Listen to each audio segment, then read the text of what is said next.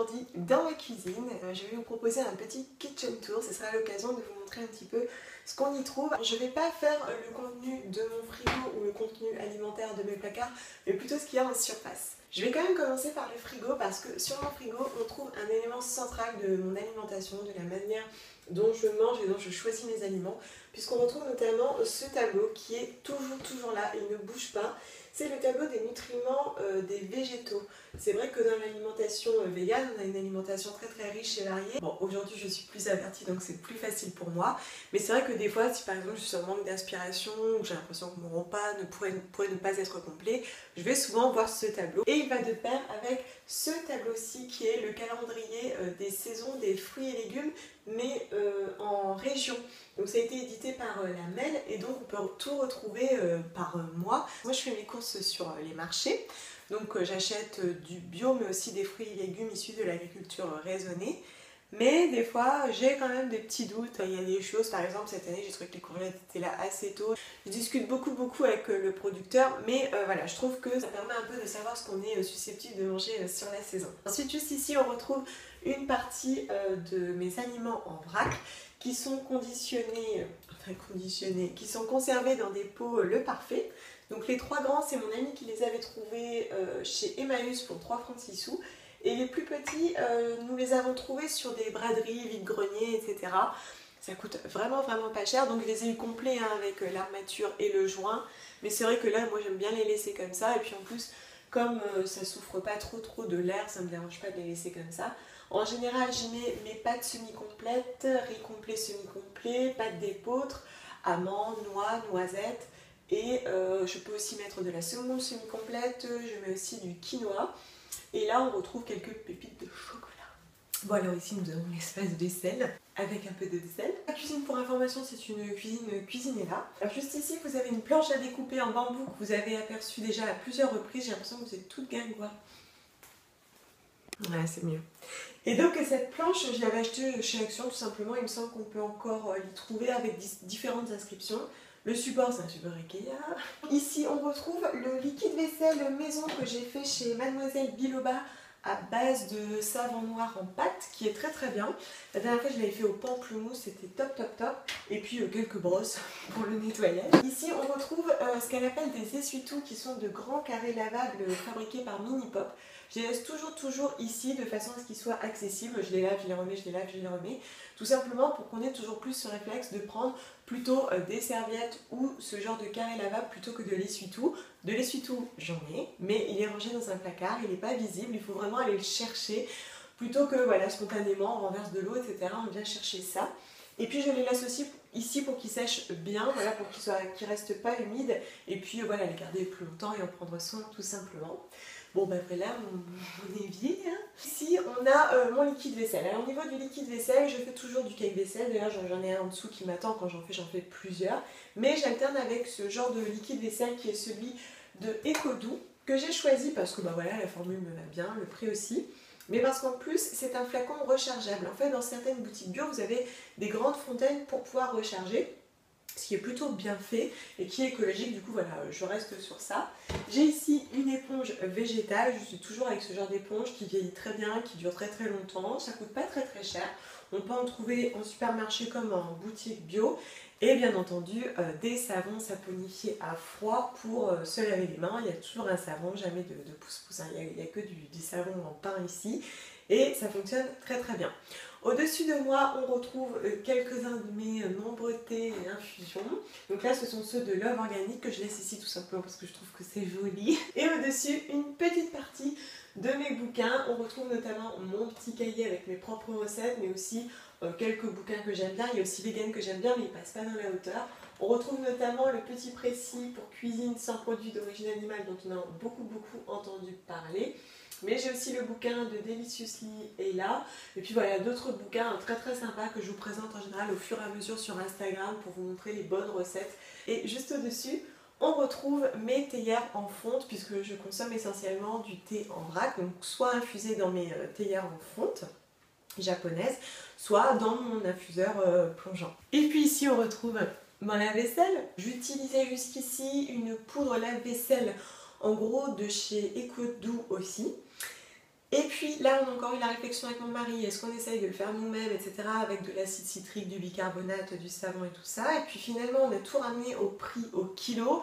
C'était encore assez onéreux, puis finalement, on avait beaucoup de paquets. Donc cette fois-ci, nous avons opté pour un autre produit que je vais vous montrer tout de suite. Celui-ci, qui revient à moins de 6 € le kilo. Donc la composition, voilà, me semblait correcte. On a même le label vegan qui est devant. Donc voilà, c'est une poudre aussi à base d'acide citrique, mais voilà, le prix de revient est quand même plus intéressant. On a tenté ça en sachant que voilà, moi les gros pots comme ça en plastique, je les garde pour trier les jouets, les Lego, tout ça de mon fils. Là, je commence à l'utiliser, donc je ne peux pas vous donner un avis. Mais c'est pas arrêté, hein. Je pourrais tout à fait repenser à l'idée de faire moi-même, ça évolue au fil du temps, de mes besoins, de mes envies, voilà, de mes sensibilités. Mais là voilà, c'est quand même un bon compromis parce que c'est en vrac, on n'a pas d'emballage dans l'emballage, et puis on peut garder le seau en plastique pour divers usages. J'utilise ça et je vous en reparle. Et pour le rinçage, je mets tout simplement du vinaigre blanc que j'achète également en très gros conditionnement, enfin très gros. Ce sont des grosses bouteilles de 5 litres que j'achète genre chez Intermarché, qui reste quand même moins cher qu'en boutique bio. Et j'ai regardé aussi chez Day by Day pour remplir mon bidon en vinaigre blanc, mais c'est encore très onéreux au litre, donc finalement je continue à acheter des gros bidons de 5 litres de vinaigre blanc. Ici on retrouve un espace que vous connaissez déjà normalement, donc on retrouve notamment mes fruits et légumes, en sachant que je laisse une bonne partie dans le salon, dans un petit saladier. Oh, c'est encore de graines quoi. Et en fait, dans le salon, je vais plus laisser des fruits à croquer, genre pommes, poires, bananes, voilà, des choses qu'on pourrait avoir envie de manger, notamment au petit déjeuner. Donc voilà, je les laisse toujours à portée de main, alors que ça, c'est plutôt pour cuisiner mes pommes de terre, mes carottes, etc. Puis après, on pourrait tout à fait croquer une carotte. Ici, on retrouve ma fameuse planche à découper qui vient de Zodio. Alors cette planche, je l'utilise énormément depuis que je l'ai, notamment pour pétrir mes pâtes sablées, etc. Voilà, j'aime bien faire mes pâtes moi-même, j'achète plus mes pâtes, même pâtes à pizza, maintenant je le fais avec Thermomix. Et j'aime bien voilà, les faire là-dessus, elle est très bien, elle se lave très bien. Ici on retrouve encore des aliments en vrac, notamment le rapadura que j'achète en boutique bio en vrac, qui est très bien. J'ai aussi du sucre blanc non raffiné, mais ça c'est plus pour monsieur, parce qu'il n'aime pas trop le rapadura. Ici, des raisins secs, hein. Mon mari et mon fils en consomment énormément, j'en mets aussi dans les cookies, etc. Et là, des céréales que ma maman m'a données à base de quinoa, mais c'est pas du vrac, je crois qu'elle les avait achetées genre chez Carrefour Bio, mais c'est très bon aussi. Bon, puis toujours des photos, des mémos, j'en ai toujours autour de moi, j'aime beaucoup ça. Ici, on retrouve un élément qui est quand même assez important puisque c'est ma bouilloire. J'utilise ma bouilloire tous les jours, à commencer par le matin puisque je consomme du café passé en cafetière à piston, enfin voilà, vous le savez depuis le temps. Et je l'utilise beaucoup aussi pour mes infusions et thé. Je pourrais tout à fait utiliser une casserole d'eau, mais c'est vrai que voilà, la bouilloire, nous, c'est un petit peu un indispensable. On a toujours eu une bouilloire et on s'en sert tous les jours. Et puis un grille-pain, donc alors ça c'est Moulinex, et là c'est un Kenwood qu'on a aussi depuis très longtemps et que j'utilise aussi très souvent parce qu'en fait on consomme du pain soit que je fais moi-même, soit qu'on achète en boulangerie. Et quand il commence à être assis, pour pas le gaspiller, en fait, je le grille et voilà, je continue à le manger jusqu'au bout. Pour le pain de boulangerie, donc je vous disais que je vais le chercher dans ce Tupperware. Et ça fonctionne très bien. Ils nous mettent tout en vrac, voilà, il n'y a aucun problème. Aujourd'hui, c'est vraiment devenu une habitude. Et sinon, j'utilise aussi des gros sacs à vrac qui sont rangés au-dessus. Donc nous avons encore un petit peu de vrac, notamment des lentilles corail. Normalement, j'ai aussi des lentilles vertes. On a de la semoule derrière, achetée en vrac, semi-complète ou complète. Ça, c'est mon mari qui a acheté ça. Ce sont des boules de coco, mais c'est pas vegan. Et puis là, j'ai aussi des choses qui sont pas en vrac, qui viennent de Nutri, et j'utilise notamment beaucoup d'éclats de fèves de cacao dans mes cookies, dans mon banana bread. Ici, nous avons mon Thermomix. Donc ça fait 1 an et demi que je l'ai maintenant, et je dois dire que je l'utilise énormément, presque tous les jours. Vous me demandez très souvent mon avis. Je trouve que effectivement, c'est un bon investissement. Il faut quand même y penser parce que c'est pas un indispensable, on peut clairement s'en passer. Mais moi, ce que j'aime, c'est son côté autonome. Je lui dis, vas-y, chauffe-moi ma soupe, il s'en occupe, il la mélange, elle brûle pas, il s'arrête tout seul, il me la garde au chaud. Ensuite, il me la mixe, j'utilise énormément pour les soupes en hiver. Il a une très forte puissance de mixage. Sa cuve, la contenance est plutôt bien, un peu plus grand, ça aurait été parfait. J'utilise aussi le panier vapeur, mais j'ai toujours quand même mon cuiseur vapeur parce que c'est une cuisson vapeur qui est certes intéressante mais un peu rapide et violente je pense. Donc je préfère utiliser mon cuiseur vapeur, mais je l'utilise pour la soupe, la purée, pour faire des citronnades, pour faire des smoothies et pour le rentabiliser je l'utilise aussi pour cuire mon riz et mon quinoa. En fait voilà, je plonge mon panier, ça fonctionne super bien, il s'arrête tout seul, le riz est trop bien cuit, c'est du bonheur. Ici j'ai quelques livres, notamment le gros livre vert Ma cuisine au quotidien. J'ai Végétal et gourmand qui est très bien, mais on retrouve quand même pas mal d'œufs, donc c'est adapté, mais il y a de très bonnes recettes. Pain et viennoiserie, cuisine rapide, voilà, j'en ai pas 36, après je beaucoup sur internet, sur espace recettes, etc. Je l'utilise énormément.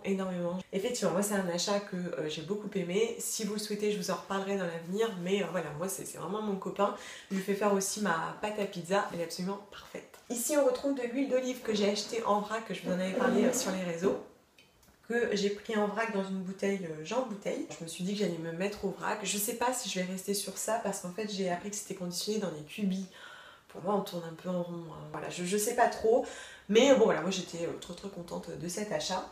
Ici c'est du granola que j'avais fait moi-même. Là j'ai conditionné différentes choses. Et ici on a différentes épices, on retrouve aussi de la poudre de caroube, de cacao. Là c'est du sel aux herbes bio, mais là je pense que je vais passer sur le sel rose d'Himalaya. On a aussi des herbes de Provence que j'achète en vrac sur les marchés et que je mets dedans, de l'ail en poudre, enfin voilà, toutes sortes de choses. Et ici, c'est la combo cuisine que je fais à manger. Rien de particulier, si ce n'est que finalement nous sommes au gaz. Et si on avance encore un petit peu, on trouve ici mes ustensiles dans un pot qui a été fabriqué à la main. Donc je sais pas si vous vous rappelez, je vous avais montré où j'allais à la montagne avec ma petite famille. Et en fait il y avait un potier et il faisait ce genre de poterie, donc ça a été fait à la main. Je l'aime vraiment beaucoup, voilà, c'est très joli. J'apprécie d'avoir des produits artisanaux un petit peu partout dans ma maison, ça a une valeur un petit peu particulière. Ici j'ai encore des épices, donc poivre, curry et sésame. Ça c'était des choses que j'avais achetées sur iHerb quand j'avais des points tout simplement. Bon, et puis là, rien d'extraordinaire, mais ça fait partie de ma cuisine, donc je vous en parle. Mon fils est asthmatique, tout comme moi, et allergique. Donc ça a été beaucoup de discussions avec son allergologue pour réduire, parce que ça, ce sont quand même des corticoïdes. Hein, donc on en a beaucoup discuté, j'ai tiré la corde autant que j'ai pu. Il y a son antihistaminique, il y a mes médicaments à moi aussi, puisque je suis asthmatique et allergique. De la B12, c'est celle que j'achète sur iHerb, mais aussi de la quercétine. Ça, c'est ce que je prends quand je fais beaucoup d'allergies, que je suis dans le dur. Bon, et puis voilà, nos papiers, etc.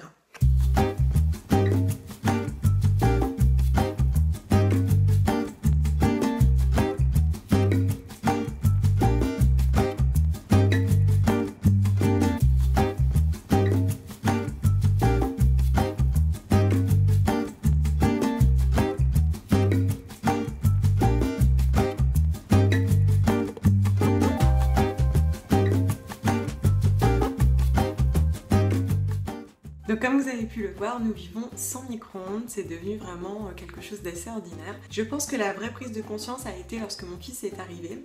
En fait, je chauffais ses aliments, donc son bib, puis les pots que je réchauffais, toujours au chauffe biberon. Et la réflexion a été, je le fais pour mon fils, pourquoi je le fais pas pour nous? Et tout doucement, je me suis aperçue que nous avons utilisé de moins en moins le micro-ondes jusqu'à ne plus l'utiliser. Et très honnêtement, je pense que c'est un besoin complètement inventé, complètement construit, plus néfaste qu'autre chose, puisque au-delà des ondes, ça détériore les aliments. Alors il y a beaucoup de polémiques autour de tout ça, mais en tout cas il ne me manque pas du tout. Lorsque je dois réchauffer quelque chose, j'utilise mon four ou une casserole, ça fonctionne très bien, y compris lorsque j'ai des invités. Et finalement je trouve que ma cuisine est bien plus harmonieuse sans. Donc voilà, je vous remercie de m'avoir écouté et regardé. Sur ce, je vais aller manger mon petit wrap et je vous souhaite un très bon appétit. À bientôt, bye.